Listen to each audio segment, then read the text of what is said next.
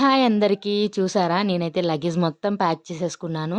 బయలుదేరే ముందు ఇంకోసారి క్రాస్ చెక్ చేసుకుంటున్నాను ఏమేమి మర్చిపోయినా అని జెప్పేసి. నేను స్టార్ట్ అయ్యేది ఆఫ్టర్‌నూన్. ఎప్పుడో మార్నింగ్ నుంచి వెళ్దాం అని చెప్పేసి అలా ఉండిపోయాను. ఆఫ్టర్‌నూన్ అయిపోయింది. ఇంకా అందరికీ బాయ్ చెప్పేసి నేనైతే స్టార్ట్ అయిపోయాను. ఎండ మాత్రం మామూలుగా లేదు. దానికి తోడు నేను మాస్క్ పెట్టుకున్నాను కదా! ఇంకా సఫికేటెడ్‌గా ఉండింది.